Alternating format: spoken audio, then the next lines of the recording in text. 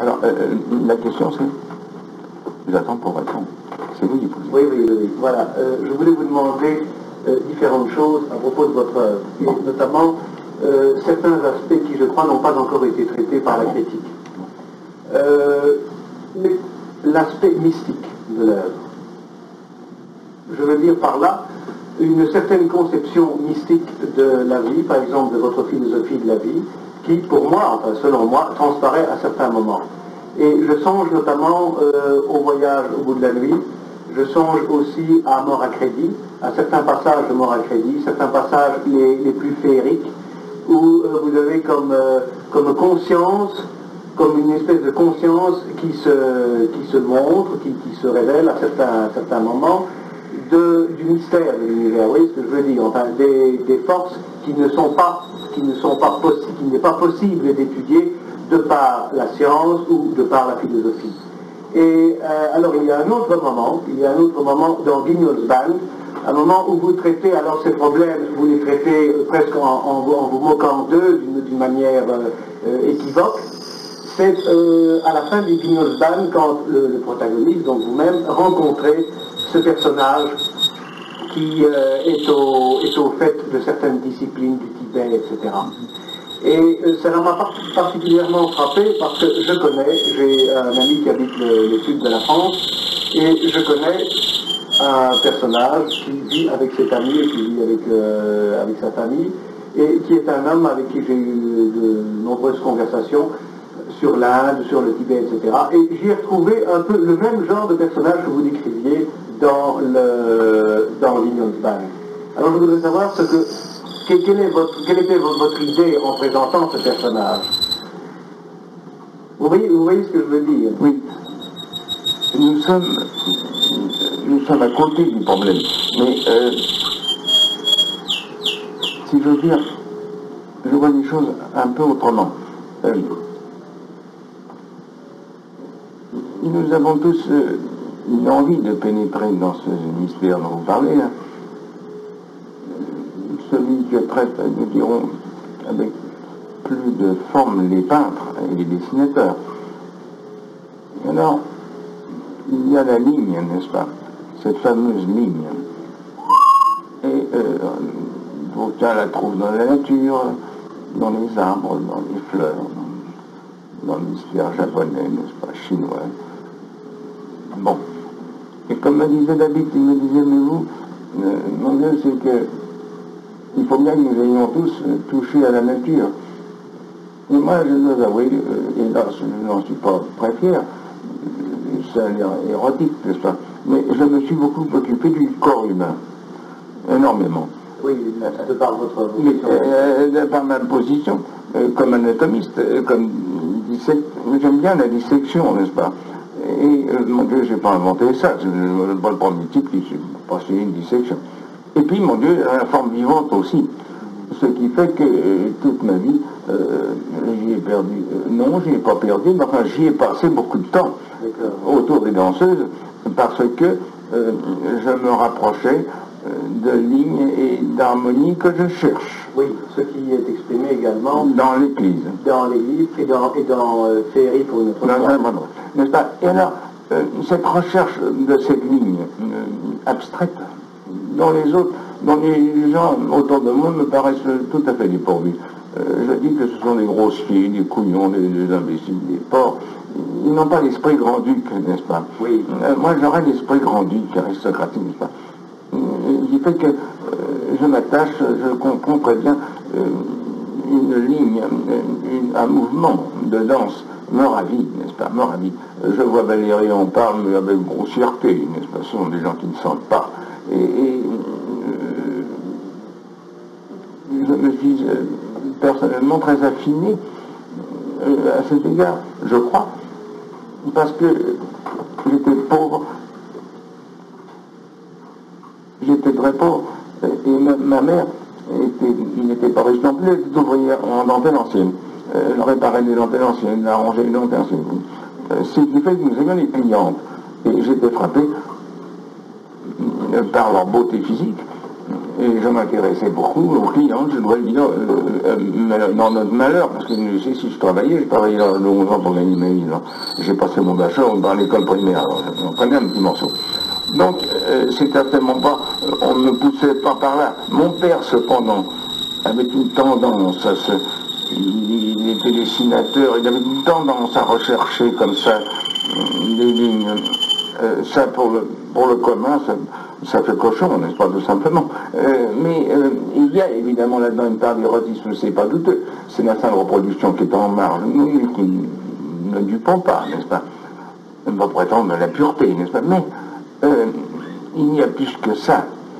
Et les disgrâces, les disharmonies physiques m'éloignent, n'est-ce pas, personnellement. M'éloigne du corps humain. M'éloigne de la personne même, n'est-ce pas. Et pour parler, vous dites, donc vous êtes intéressé par la personne humaine, par le corps humain en tant Par le corps humain et à la nature. En tant qu'anatomiste. Mais dans cet autre ouvrage, qui n'est pas de vous, celui-là, les entretiens avec Robert Poulet, vous dites à un moment donné à Robert Poulet que la plupart des êtres que vous côtoyez vous paraissent des morts, vous apparaissent comme des morts. Ah, ça oui. Qu'entendez-vous par là? Je veux dire que ils sont sortis de la vie pour la vie et ils s'occupent d'histoires grossièrement alimentaires ou apéritives, n'est-ce pas. Ils boivent, ils mangent, je connais le mécanisme aussi, de telle façon, boivent, mangent, fument, de telle façon qu'ils sont sortis de la vie. Ils digèrent, n'est-ce pas.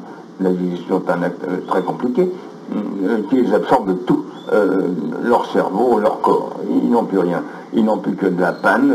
Ils ont tous, pour en parler, ils sont hideux. Mettez-vous une terrasse et regardez passer les gens. Au premier pas, vous allez surprendre déjà toute espèce de dystrophie, d'invalidité, d'infirmité grossière, n'est-ce pas. Bon, très bien. Et alors, c'est une horreur, n'est-ce pas. Et ils sont pénibles à voir, ils sont laids. Dans tous les pays d'ailleurs, parce que j'ai fréquenté bien des pays pour la section d'hygiène de la Société des Nations. J'ai été en mission dans le monde entier, que ce soit chez les nègres ou chez les jaunes ou chez les rouges. Vous voyez,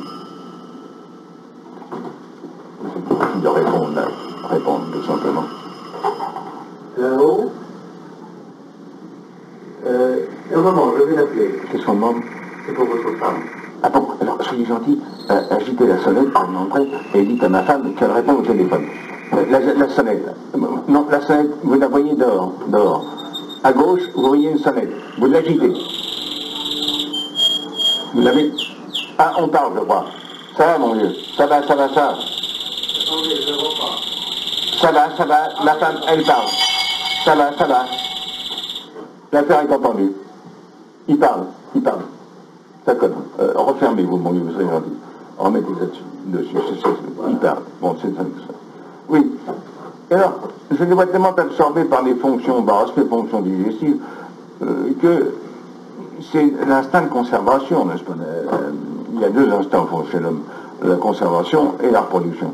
L'instinct de conservation les accapare, mais alors c'est un instinct de conservation devenu pléthorique qui absorbe tout le reste, qui bouffe 10 fois autant et boivent 10 fois plus qu'il faudrait, ils fument, ils ne sont plus que des bazars, vous les retrouvez péniblement, vous retrouvez un être au fond de cette bouillabaisse alcoolique et fumeuse, c'est sans intérêt, n'est-ce pas. Vous avez affaire à des monstres. C'est-à-dire qu'il y a un manque de conscience à la base. Ah oui, il y a l'individu qui perd sa conscience. Ah, ils perdent complètement. Ils sont embrouillés, c'est fini. C'est d'ajouter quelques jacotages, quelques bafouillages, et puis alors de grosses vanités, une décoration, et puis une académie, et voilà satisfait. Satisfait dans une certaine mesure, enfin. Alors, bien sûr, ils ont toujours, au fond, le goût du cirque romain, n'est-ce pas? Ils seraient enchantés de voir les gens se battre au sang et de voir des tortures de montée. J'ai souvent dit que tous les théâtres, les pièces de théâtre, le cinéma, tous même, ils ennuient plus ou moins, mais ils ennuient. Les gens n'aiment pas le cinéma et ils n'aiment pas le théâtre, ils s'ennuient.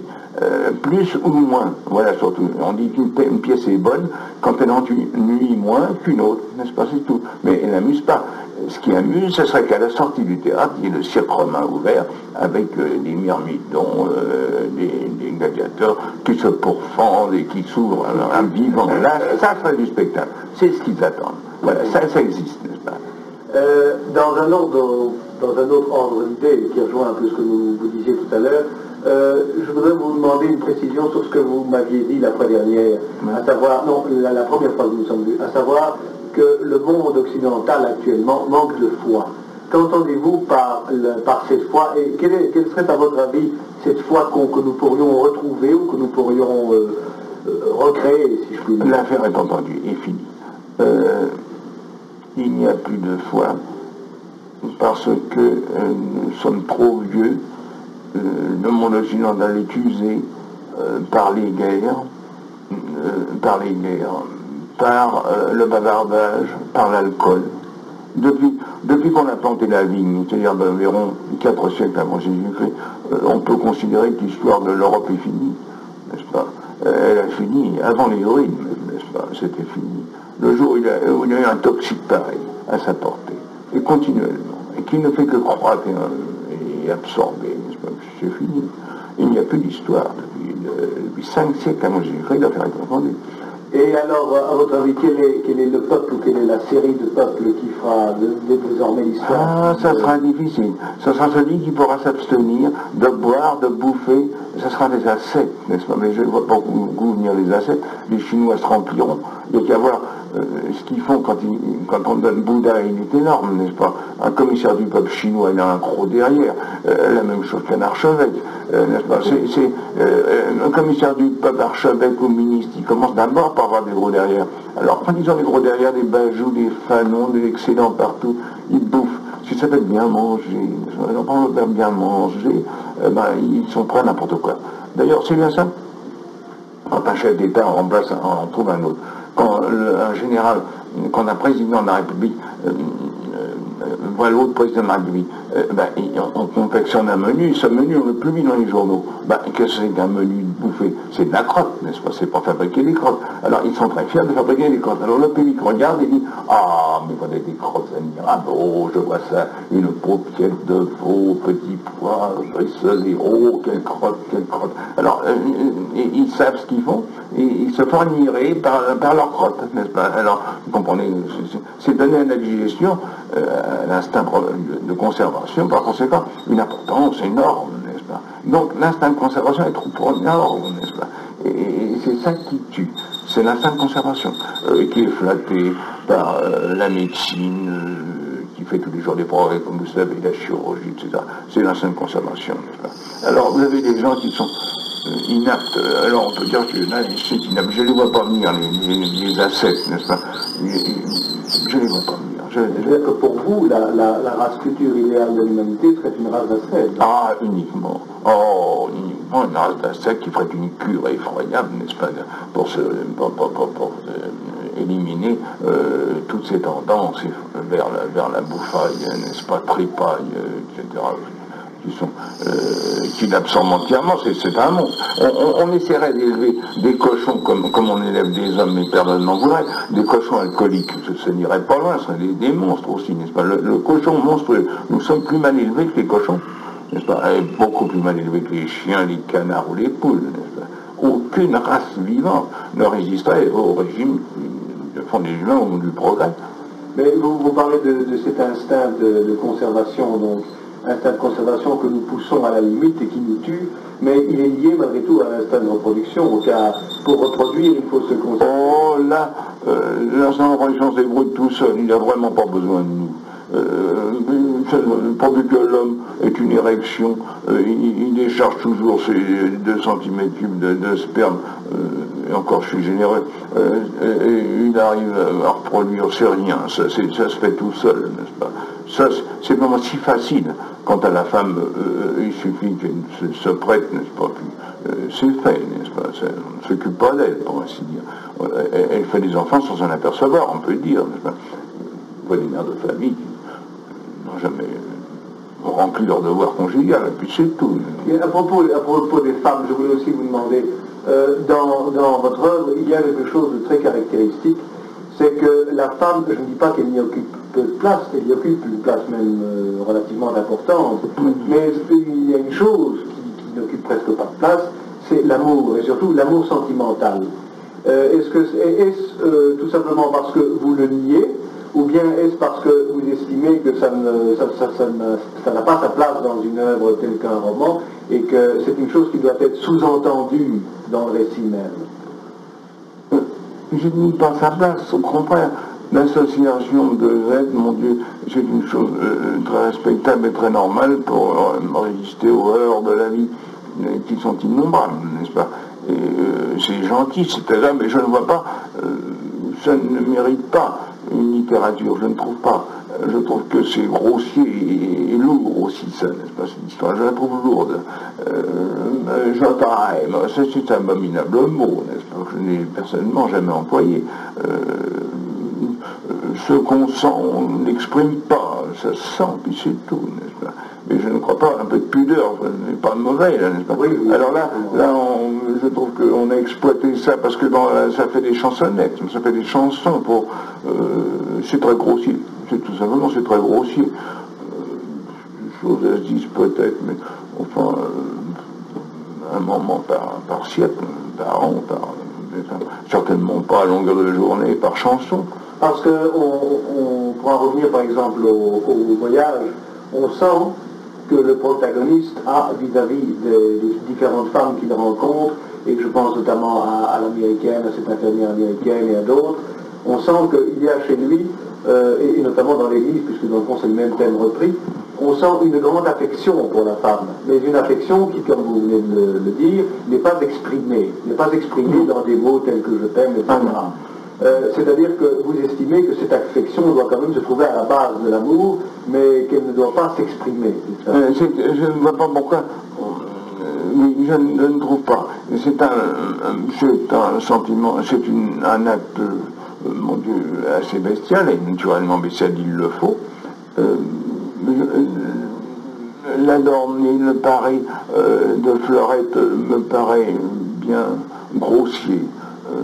Le mauvais goût, c'est précisément mettre des fleurs là où il n'y en a vraiment pas besoin, n'est-ce pas? Ça, c'est mettre, remplir la bouche d'un cadavre de fleurs, enfin, on peut tout faire, se mettre des tulipes entre les doigts de pied, enfin, ce sont des choses qui peuvent se faire, mais c'est pas très essentiel, moi, laissons passons, n'est-ce pas? Ça regarde les gens qui... dans l'action, tout ça. Mais alors, vous entrez dans un délire, puisque c'est un délire, le coït, évidemment, est un délire. Alors, ce délire, le rationaliser avec des petites manœuvres verbales précises, ça me paraît bien niais. Mais vous considérez donc le coït comme étant l'acte suprême, l'accomplissement total de l'amour? Le coït, l'amour, c'est un mot dire, c'est l'acte de la reproduction, ça, il n'y a pas d'histoire. Oui, mais dans ce délire, par exemple, il nous est donné, la nature nous donne, et c'est une prime qu'elle donne au coït et à la reproduction par conséquent, elle donne un délire au bonhomme de quelques secondes.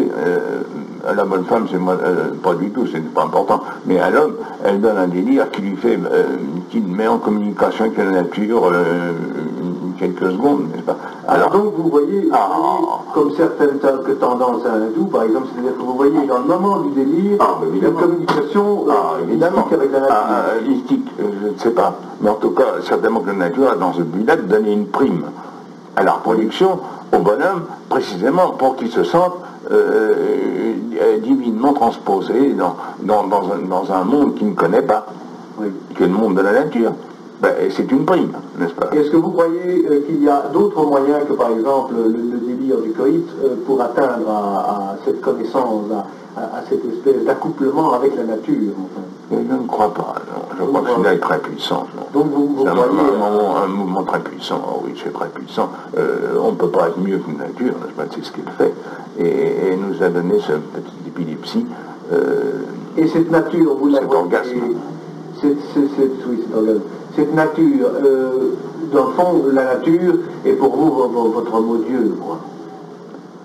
La nature, ben, c'est elle qui nous fait nous mettre là puis qui nous enlève, n'est-ce pas? Alors, il n'y a rien à lui dire, elle est suprême puisqu'elle nous met là et puis qu'elle nous reprend. D'accord, mais si, pour poser une question plus stéréotypée, est-ce que vous avez votre conception philosophique de la vie est une conception naturelle, une conception de... Oh non, je dis non, je dis que les hommes ont un sort très difficile et très douloureux, parce qu'au fond, la nature joue d'eux, elle les met là, ils n'ont pas demandé à venir, et comme dit Laurent Foucault, n'est-ce pas, ils ne se sentent pas nets, et ils souffrent pour mourir, et ils attendent de vivre, n'est-ce pas. Et alors, c'est ça, ils attendent de vivre, mais jamais ils vivent en vérité, n'est-ce pas, ils attendent, n'est-ce pas. Ils attendent. Ah ben ils attendent, n'est-ce pas. Ils attendent de mourir. Ils attendent, ils souffrent, là ils sentent qu'ils meurent, là, ben, en souffrant la plupart du temps, 90%. Mais ils ne vivent pas, n'est-ce pas. Ils attendent la retraite, ils attendent une promotion, ils attendent de passer leur bachot, ils attendent toujours quelque chose, hein. Puis ils attendent d'être aimés. Alors là, ils ont, n'est-ce pas, quelques mois de délire, et puis quelques crises de coït, n'est-ce pas. Et puis après, ils retournent dans la vie, des obligations nombreuses. Je trouve qu'elles sont de très grands malheureux, n'est-ce pas. Plus malheureux encore quand ils s'occupent des autres.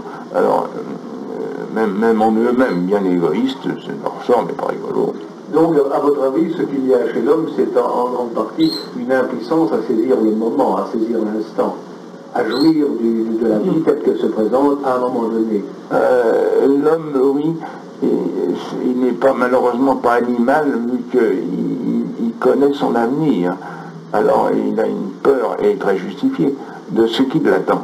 La bête ne sait pas, n'est-ce pas. Alors, elle sort, elle arrive, elle souffre, mais elle n'anticipe pas, ou très peu, c'est très rare. Le cheval a un peu le sentiment de l'abattoir, la bête aussi, la bête où on tue, la bête sent, mais c'est très bref. Tandis que l'homme peut déjà, 60 ans d'avance, se faire une bonne idée de ce qu'il attend. Et alors, puis en plus, il analyse la maladie qui est morbide, les études de la médecine, tout ça, leur enseigne admirablement sur la fin, sur ce qui l'attend. Alors, ces choses assombrissent, alors, évidemment, il corrige ses pensées lucides par l'alcool, par les bouffées encore, puis le voyage, l'auto, n'est-ce pas, tout ça, toutes ces façons de tromper sa lucidité. Il n'est plus lucide, c'est plus. Et puis, dans les académies, au théâtre, on lui remue la tête. Une distraction de soi-même. Ah oui, on le distrait de son sort, n'est-ce pas. Ce qu'on essaye de faire chez les religieux, n'est-ce pas. On répète tout le temps que, attention, c'est pas ça, mais dans la réalité de sa mort, il vit dans sa tombe. Sa place, évidemment, l'homme est accouché dans son cercueil tous les soirs, c'est pas d'histoire. Et donc, à votre avis, une pensée lucide est une pensée eschatologique? Ah oui. Essentiellement. Ah, essentiellement. Une pensée lucide, évidemment. La lucidité, il n'a qu'à faire son sort, quoi. Penser à son père, sa mère, ses cousins, ses frères. C'est ce que vous exprimez au début de Moral Crédit, quand vous dites, quand vous parlez de la concierge, ou de la fille de la concierge, je ne sais plus exactement, et vous dites d'ailleurs tout va passer, et nous-mêmes aussi, à un certain moment, nous nous acheminons vers la mort. Évidemment. Donc on sent, et on pressent à plusieurs endroits de votre œuvre, que le problème de la mort est un problème très important. Il est le premier problème des hommes, n'est-ce pas, il n'y a pas plus important. C'est évidemment la fin de tout. Oui, mais il y a deux manières, je crois, enfin, de considérer le problème de la mort. De le considérer comme, c'est-à-dire comme une espèce de paralysie de l'action et de la pensée, ou bien de le considérer comme un stimulant.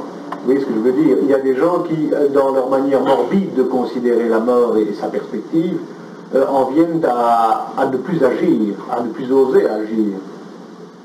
Je suppose que vous n'êtes pas de ce genre-là. C'est-à-dire que moi, je ne peux pas dire, j'étais très médecin de tempérament, de vocation n'est pas littéraire. Et j'étais à votre âge, et plus jeune même, j'avais une vocation médicale, même dans ma misère, parce que j'étais très pauvre, et j'avais une vocation médicale. Et ma vocation médicale consiste essentiellement à rendre la vie plus facile, moins douloureuse. Ça, je comprends, c'est ma pratique. C'est ça, si vous voulez, une mystique, ça c'est la seule que j'ai. c'est de vouloir, et ça m'a pas réussi, rendre la vie plus facile aux autres, n'est-ce pas? Alors, c'est une espèce d'idéal bonne sœur, n'est-ce pas? Et ça, je l'avais puissamment, n'est-ce pas?